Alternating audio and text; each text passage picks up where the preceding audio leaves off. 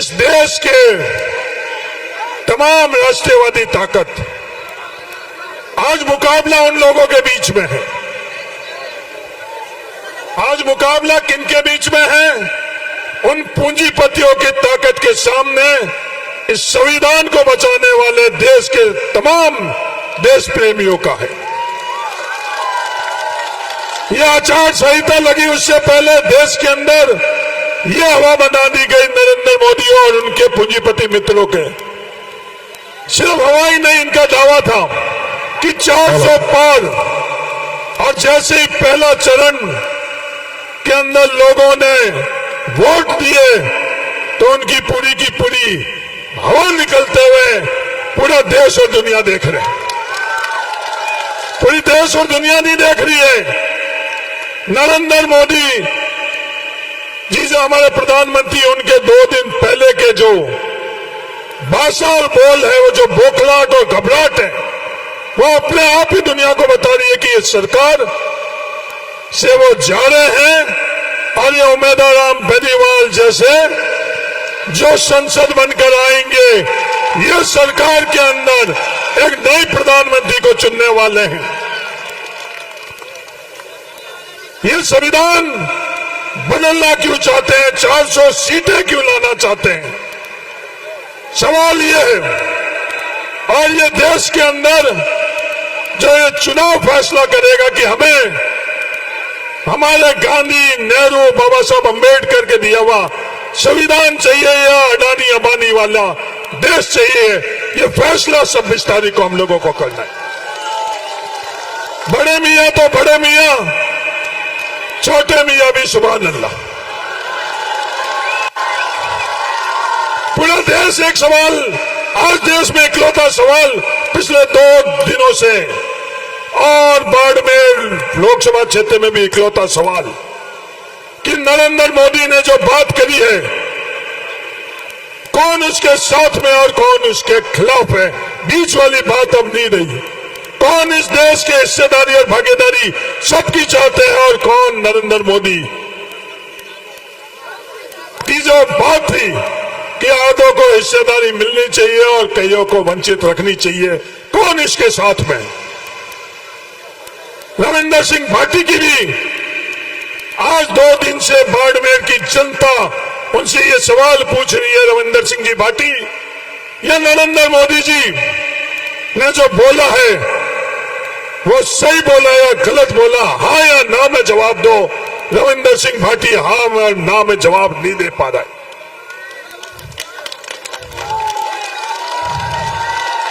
ये हाँ ना में क्यों नहीं जवाब दे ना पा रहा है?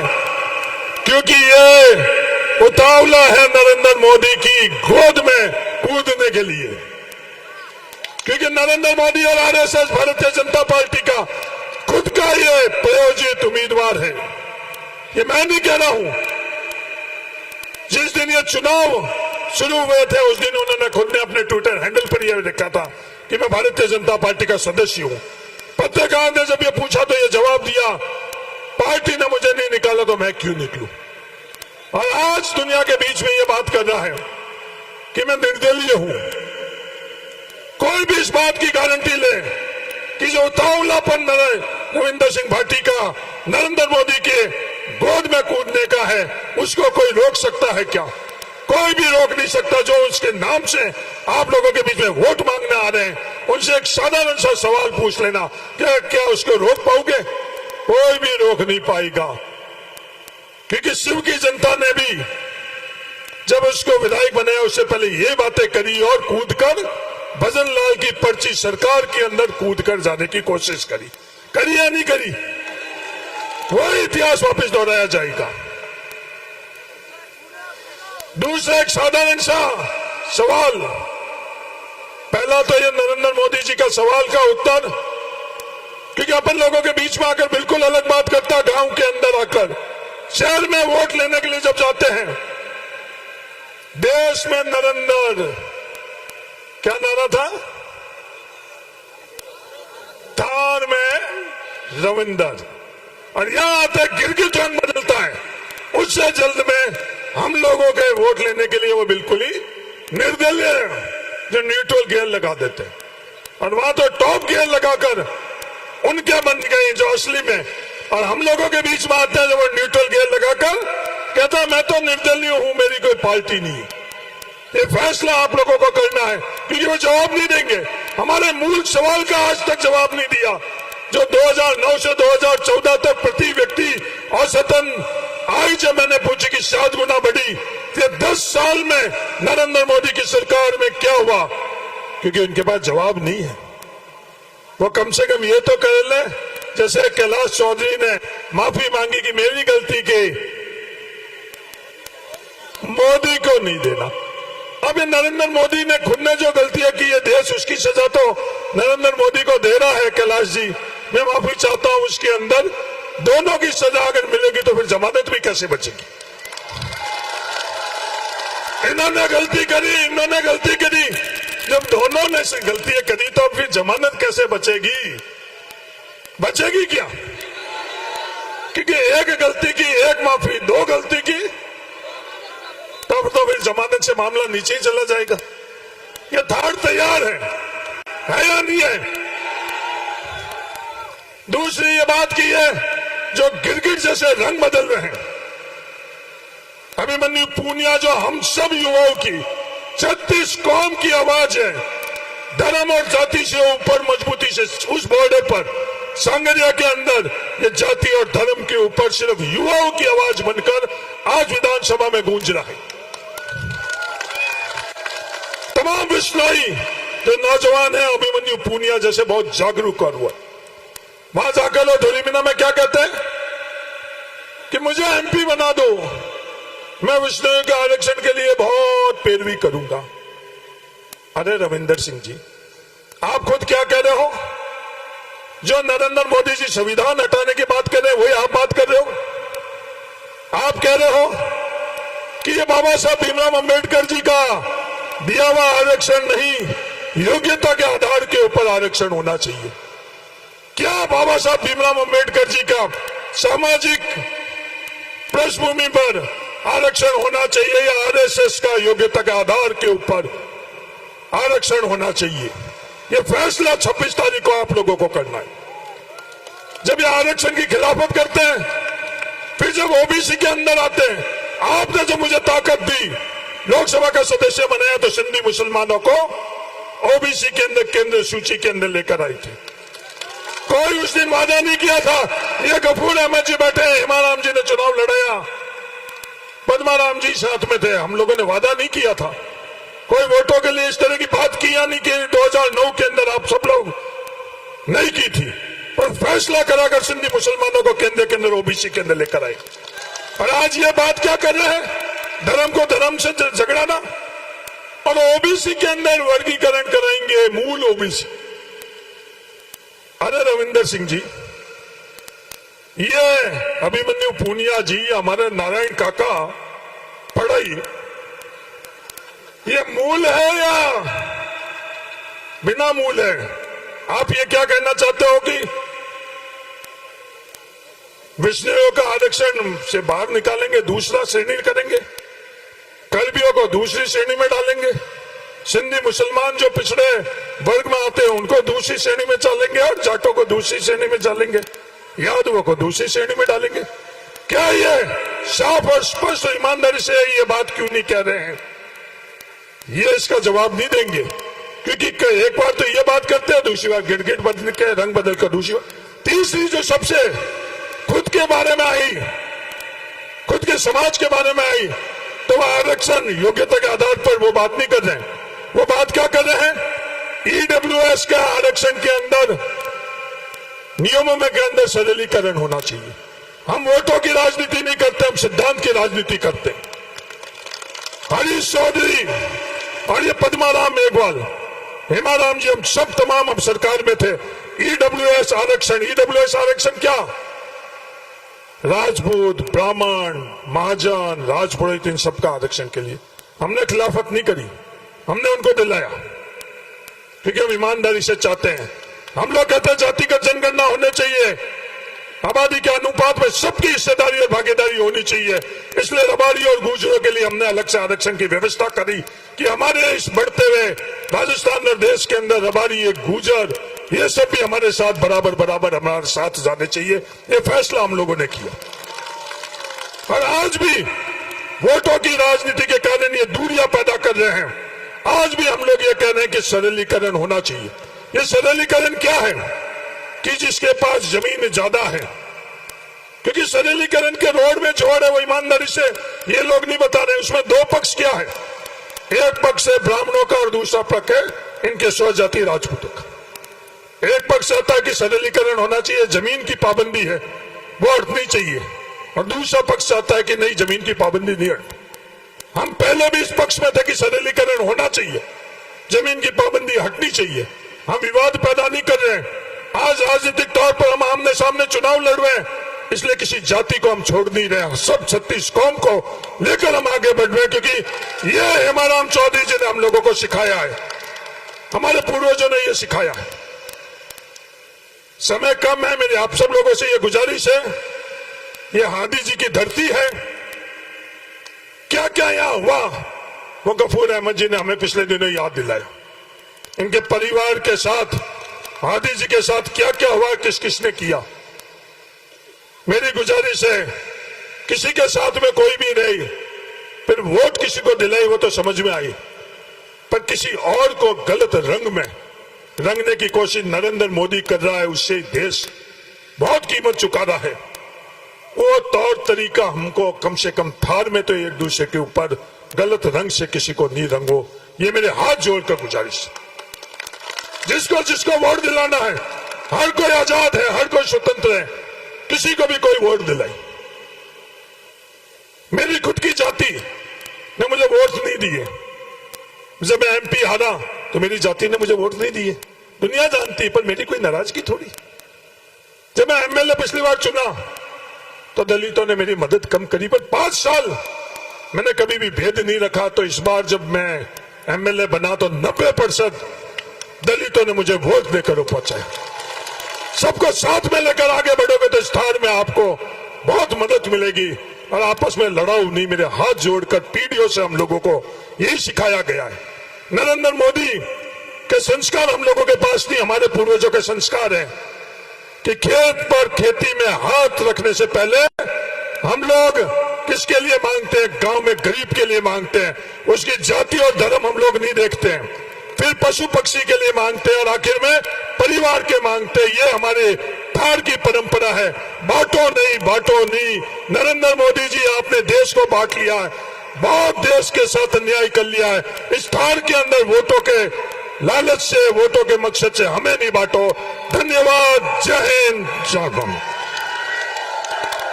मैं हेमाराम जी चौधरी साहब से गुजारिश करूंगा कि आज सभा को संबोधित करें।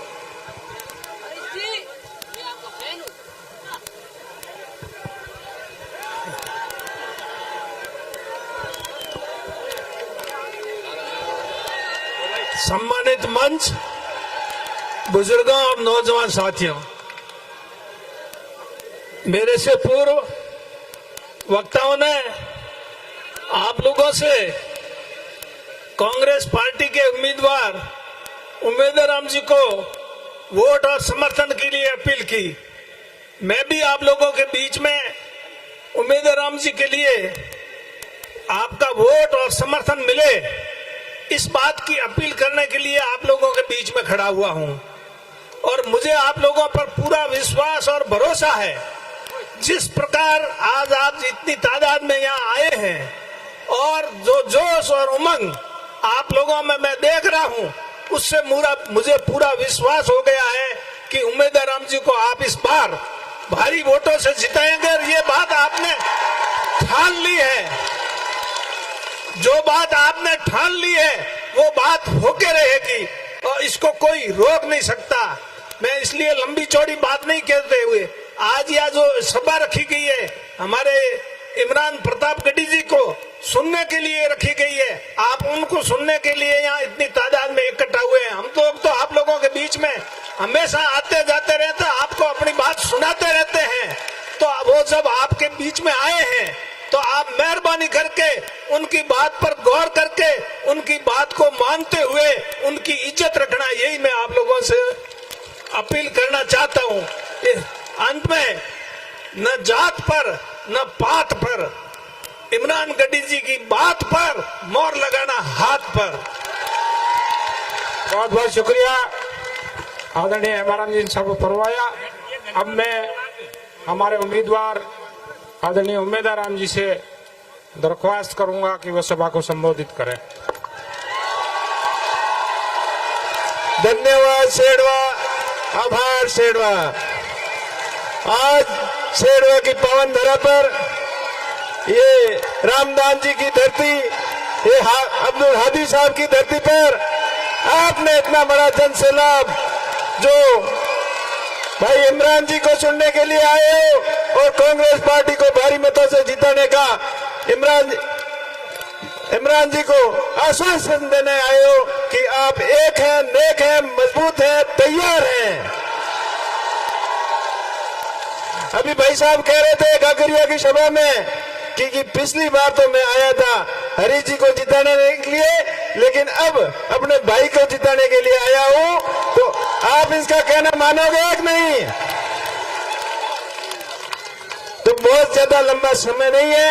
मंच पर विराजमान प्रतापगढ़ी जी, आदरणीय हेमाराम जी, हरीश जी, कपूर साहब, पद्माराम जी और सम्मानित मंच और आप बड़ी संख्या में पधारे हुए या मेरे पिताजी बुजुर्गों और युवा साथियों, आपके जोश और जुनून को देखकर यह निश्चित हो गया है कि इस बार आपने थार का मान और सम्मान रखने के लिए जो आपने बात इतने दिन से कह रहे थे, वो आपकी बात 100% सत्य होने वाली है। मैं आपका भाई, आपके लिए हमेशा साथ में रहूंगा और 36 कौम के लोगों को साथ लेके चलूंगा, यह आपको वादा करता हूं, भरोसा दिलाता हूं। और ये सुनो, देश की वर्तमान परिस्थितियों को देखते हुए कांग्रेस पार्टी को जिताना बहुत ही जरूरी हो गया है। किसानों के मान सम्मान के लिए, युवाओं के मान सम्मान के लिए, देश की आर्थिक हालात को देखते हुए इस बार पूरे देश के अंदर कांग्रेस पार्टी के पक्ष का माहौल है और अपने थार का भाईचारा कायम रहे। इसलिए आप सभी भाइयों से मैं अपील करता हूं कि थार का मान सम्मान बढ़ाने के लिए इस बार कांग्रेस पार्टी को भारी मतों से जिताना। सामने वाले विपक्षी कई बातें करेंगे, एक तो बीजेपी के नाम से वोट मांग रहे हैं, दूसरी बीजेपी की बी टीम जो बीजेपी को अपने पदाधिकारी मूल जो संगठन है वो कहां खड़ा है, इस चीज का भी आपको ध्यान रखना है। आपको बरगलाने के लिए, भ्रमित करने के लिए अलग अलग तरीके की बातें करेंगे, लेकिन आपको याद रखना है कि पिछले 50-60 सालों से आपके साथ में, दलितों के साथ में अन्याय सबसे ज्यादा किसने किया है, उस चीज को आपने भूलना नहीं है। जब भी कभी दलित शोषित पीड़ित के साथ में अन्याय होता है तो न्याय दिलाने के लिए कांग्रेस पार्टी हमेशा उसके पक्ष में साथ में रहती है। आप 36 कौम के भाइयों से मैं अपील करता हूं कि अपने भाई के ऊपर आशीर्वाद रखना, आने वाली 26 तारीख को 1 नंबर बैलेट पर ज्यादा से ज्यादा मतदान करके अपने भाई का मान और सम्मान बढ़ाना, इस थार का मान और सम्मान बढ़ाना। और कल बाड़मेर मुख्यालय पर रोड शो का प्रोग्राम है, तो अभी आप सभी भाइयों से अपील करता हूं कि काफिले के रूप में कल बाड़मेर 12 बजे आप सभी पधारें और इस मंच के माध्यम से मैं भी अपील करता हूं कि जितने भी प्रवासी भाई बाहर है वो सोशल मीडिया के माध्यम से मेरी आवाज सुन रहे हैं, उनसे भी अपील करता हूं कि आप ज्यादा से ज्यादा संख्या में 26 तारीख को मतदान करने के लिए बाड़मेर पधारे, अपने घर पधारे, अपने थार का, मारवाड़ का मान और सम्मान बढ़ाने के लिए आप मतदान करने के लिए पधारे। आप सभी बड़ी संख्या में पधारे। आप सबका बहुत बहुत धन्यवाद, बहुत बहुत शुक्रिया। जय हिंद, जय भारत, जय कांग्रेस, जय इंडिया गठबंधन। अब आपके बीच में शेर और शायरी से अपनी दबंगता से बात रखने वाले देश के नेता इमरान प्रतापगढ़ी जाएंगे। आप लोग टॉर्च के द्वारा स्वागत करें, टॉर्च के द्वारा आप लोग सभी टॉर्च के द्वारा आधुनिक स्वागत करें। आप सबसे निवेदन है, एक बार लाइटें बंद कर ले, एक बार सब लाइटें टॉर्च के द्वारा सभी भाई अपने अपने फोन निकाल के एक बार टॉर्च से स्वागत कर दो। बहुत शुक्रिया सिरवा के जिंदा दिल नौजवान साथियों, बुजुर्गों। जहां मेरी आवाज जा रही है, चारों तरफ आवाम ही आवाम है और आपका जो स्वागत करने का तरीका है वो पूरे देश में सबसे अनूठा है। तो इस बात के लिए आपका शुक्रिया अदा करता हूं। वो संविधान जिसमें महात्मा गांधी के सपने शामिल हैं, वो संविधान जिसमें पंडित जवाहरलाल नेहरू की कौमी यकजहती शामिल है, वो संविधान जिसमें मौलाना आजाद के ख्वाबों की ताबीर है, वो संविधान जिसमें बाबा साहब अम्बेडकर के सपने हैं, वो संविधान बदल देना चाहते हैं। फैसला आपको करना है जैसलमेर बाड़मेर वालों कि आपको नरेंद्र मोदी की सरकार बचानी है या बाबा साहब का संविधान बचाना है। बाबा साहब का संविधान बचाना है। सरकारें पार्लियामेंट में, राज्यसभा में बैठता हूं मैं, 34 साल की उम्र में आपकी दुआओं ने वहां पहुंचाया है। एक तरफ दाहिनी तरफ मौजूदा सांसद खड़ा है, दाहिनी तरफ मौजूदा सांसद खड़ा है और बाईं तरफ 26 तारीख को होने वाला सांसद खड़ा है। और हम दोनों भाई आपसे यही कह रहे हैं कि हम आतिशे सोजा में भी हक बात कहेंगे, कुंदन की तरह दहर में ताबिंदा रहेंगे। तारीख बताती है कि हर दौरे सितम में हम जिंदा थे, हम जिंदा हैं, हम जिंदा रहेंगे। ये जो संविधान को खत्म करने वाले, लोकतंत्र को खत्म करने वाले लोग हैं, ये खुद समाप्त हो जाएंगे। और मैं पिछले 10 दिन से देश जानती है ये चुनाव अकेले नहीं लड़ सकती, तो एक छोटे वाले साहब को भी लेके आई है सपोर्ट में। 4 महीने पहले शिव ने उनको जीत करके, जिता करके विधानसभा भेजा, तो वो जो पर्ची वाले मुख्यमंत्री हैं उनके साथ, उनकी गोद में, उनके बगल में खड़े हुए नजर आए थे या नहीं नजर आए थे? और आज आपके बीच में आकर के कहते हैं कि नहीं नहीं साहब, हम तो आपके साथ हैं, हमारी कोई पार्टी नहीं है। अरे जाइए साहब, झूठ बोलना बंद करिए। किसी का जलवे रंगी तखय्युलात में है, चिराग बन के कोई जिंदगी में रात में है। बहुत बुलंद फजा में तेरी पतंग सही, हमें पता है तेरी डोर किसके हाथ में है। हमें पता है, इसलिए किसी भी धोखे में नहीं आना है। आप थार के लोग हैं, रेगिस्तान के लोग हैं, सीधे साधे लोग हैं, रोटी नमक सब्जी रोटी सालन रोटी खाने वाले लोग हैं। सेब खाने के चक्कर में मत पड़िएगा। और आजकल जो सेब आ रहे हैं ना, वो नकली हैं सब। अडानी के सेब ज्यादा महंगे बिक रहे हैं देश में, याद रखिएगा इस बात को। आपको 26 तारीख को एक बात याद रखना है कि जो 26 अप्रैल है वो लोकतंत्र के लिए होली है, दिवाली है, ईद है। अगली लाइन आ रही है, ताली उस पर बजाना। 26 अप्रैल लोकतंत्र के लिए होली है, दिवाली है, ईद है, क्योंकि बाड़मेर को उम्मीदा राम से उम्मीद है। ये ध्यान रहे, ये चुनाव बहुत महत्वपूर्ण चुनाव है। ये चुनाव एक्सपेरिमेंट करने का चुनाव नहीं कि नहीं साहब एक नया झंडा पकड़ के एक साहब आए हैं, उनको भी वोट दे दो, उनको भी दे दो। नहीं, अभी नहीं तो कभी नहीं। 2024 के चुनाव ये सिर्फ दिखाते हैं, किसी को कुछ देते नहीं है। ये सिर्फ अडानी और अंबानी के दोस्त हैं। ये अच्छे दिन जो लाने वाले थे वो अडानी और अंबानी के लिए लेकर के आए। आपके लिए एक कांग्रेस पार्टी ने एक शरीफ नेता, शरीफ प्रत्याशी, सरल इंसान, और जिस जी जान से हरीश चौधरी जी मेहनत कर रहे हैं, फतेह भाई मेहनत कर रहे हैं। मैं गागरिया में था और गागरिया ने जो प्यार भर के दामन में स्नेह और समर्थन दिया है वो अद्भुत था। और मुझे पूरा विश्वास है कि इस इलाके से भी बड़े अंतर से उम्मीदाराम जी चुनाव जीतेंगे। एक होती है, एक शब्द है उम्मीद, उम्मीद से भी आगे एक शब्द होता है उम्मीदा। तो कांग्रेस पार्टी ने आपको उम्मीदा ला करके दिया है। आप सोचिए ना कितना प्लान करके आपको प्रत्याशी दिया गया है। तो इसलिए किसी झांसे में मत आइए। मैं सौभाग्यशाली हूं कि मैं यहां आया हूं, आपसे ये वादा कर रहा हूं कि उम्मीदवार राम जी को लोकसभा में पहुंचाइए। ये लोकसभा में आपके मुद्दे पे लड़ेंगे और इनका समर्थन करने के लिए दूसरी तरफ राज्यसभा में मैं बैठा रहूंगा। दोनों भाई मिलकर लड़ेंगे। यहां असेंबली में लड़ने के लिए हमारा भाई अभिमन्यु पूनिया जी हैं ही, और हरीश चौधरी जी तो दहाड़ते ही रहते हैं। तो यहां जयपुर से लेकर के दिल्ली तक पे बाड़मेर जैसलमेर वालों का कब्जा रहेगा। जिता करके इन्हें भेजिए। ये चुनाव बहुत महत्वपूर्ण चुनाव है। और मैं तो एक बात अपने समाज के लोगों से खासतौर से कहना चाहता हूं, आप बड़े शौक रखते हैं नया झंडा पकड़ने का, नई गाड़ियों पे बैठने का। नहीं, किसी गफलत में मत आइए, किसी धोखे में मत आइए।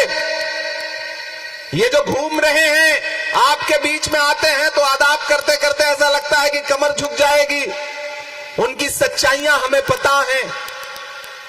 मैं तो आपसे ये कहने आया हूं कि उम्मीदवार राम जी का चेहरा आपके सामने है, हरीश भाई का चेहरा आपके सामने है, लेकिन आपका दिया गया एक एक वोट 26 तारीख को सिर्फ उम्मीदवार राम को नहीं मिलेगा, बल्कि मोहब्बत के उस मसीहा को मिलेगा जिसका नाम राहुल गांधी है। जो इंसान आपके लिए 4000 किलोमीटर पैदल चला कन्याकुमारी से कश्मीर तक, मैं उनके साथ चला हूं।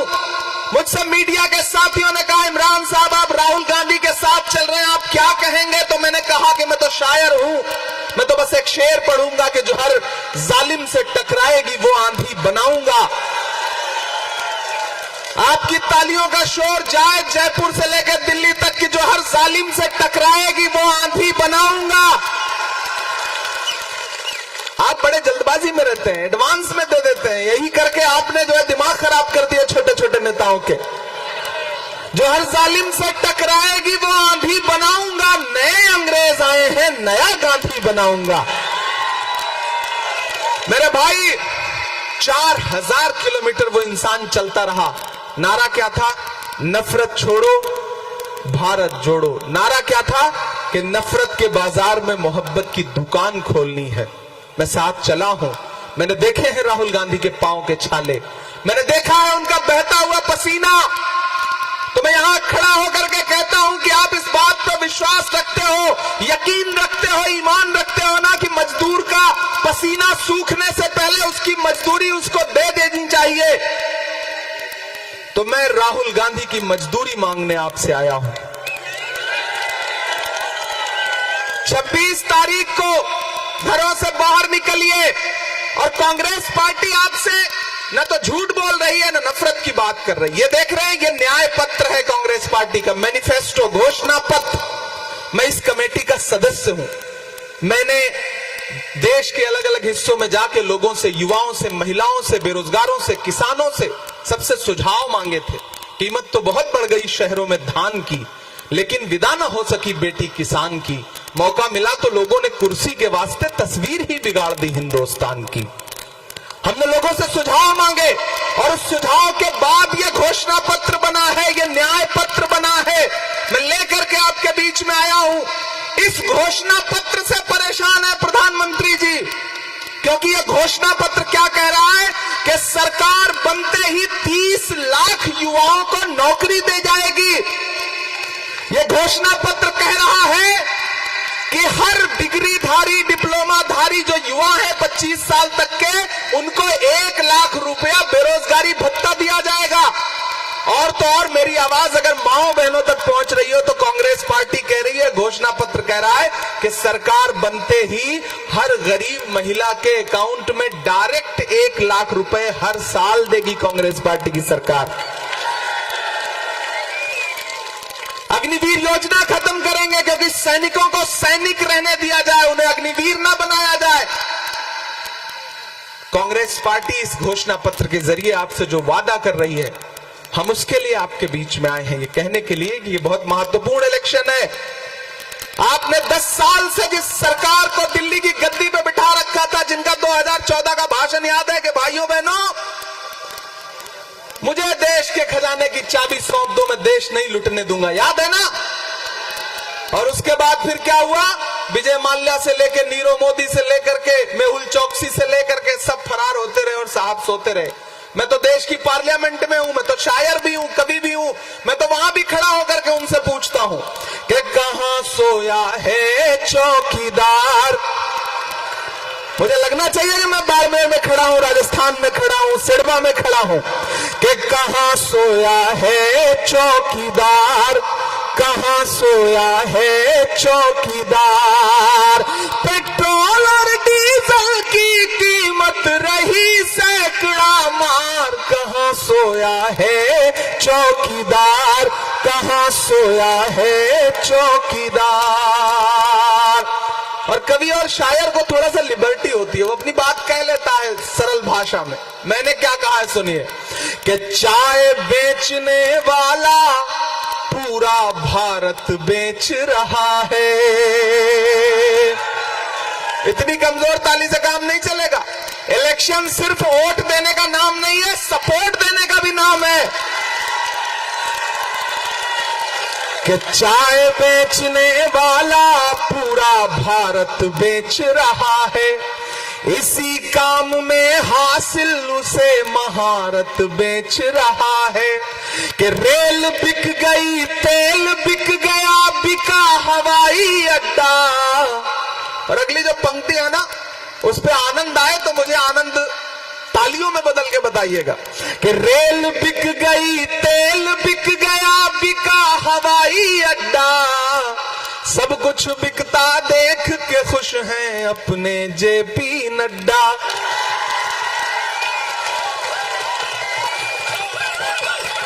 कि जनता महंगाई की मारी करती हाहाकार, कहां सोया है चौकीदार, कहां सोया है चौकीदार।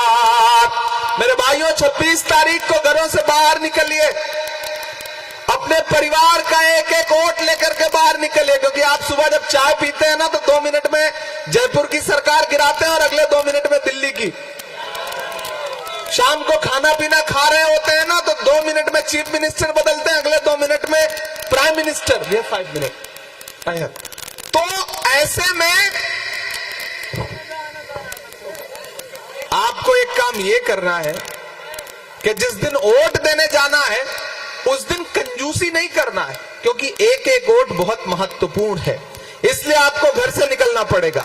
इसलिए आपको अपने घर से जा करके उम्मेदवार राम जी के लिए एक एक वोट न सिर्फ खुद देना है, बल्कि लोगों को भी ले जाना है। इस इलेक्शन को उम्मेदवार राम बेनीवाल बन के लड़ो, हरीश चौधरी बन के लड़ो, हेमाराम चौधरी बन के लड़ो, मन्नू पुनिया बन के लड़ो, फतेह खान बन के लड़ो, इमरान प्रतापगढ़ी बन के लड़ो इस इलेक्शन को, क्योंकि ये इलेक्शन तुम्हारा है। आप इन्हें एमपी बना के भेजिए। हम और हरीश भाई आपसे वादा करते हैं कि आप यहां से कांग्रेस का एमपी बना के दीजिए, हम दिल्ली में इंडिया गठबंधन की सरकार बना के देंगे। यह आपसे हमारा वादा है। और सिरवा वालों, चूंकि आज समय कम है, कोड ऑफ कंडक्ट है, हमारी मजबूरियां हैं। हाँ, एक शायरी सुना करके जाऊंगा। अब मैं तो 4 पंक्तियां सुना देता हूं कि मोहब्बत भाईचारे के दीवाने दिन ही लौटा दो, वो सस्ती दाल सब्जी के सुहाने दिन ही लौटा दो। ये अच्छे दिन तो अंबानी अडानी को मुबारक हो, हमें ऐसा करो साहिब पुराने दिन ही लौटा दो, हमें ऐसा करो साहिब पुराने दिन ही लौटा दो। किसी झांसे में नहीं आना है, बंटना नहीं है, तकसीम नहीं होना है। एक एक वोट बहुत महत्वपूर्ण है। इसलिए 26 को घर से निकलिए। उम्मेदवार राम जी लोकतंत्र की उम्मीद है, इस उम्मीद को बुझने मत दीजिएगा। ये भरोसा लेने के लिए आपके बीच में आया था। बहुत धन्यवाद, बहुत शुक्रिया, बहुत आभार। फिर आपके बीच में आऊंगा। इमरान भाई ने आज पूरे दुनिया को ये बात कही, वो भाषण से आग लगाते रहते हैं।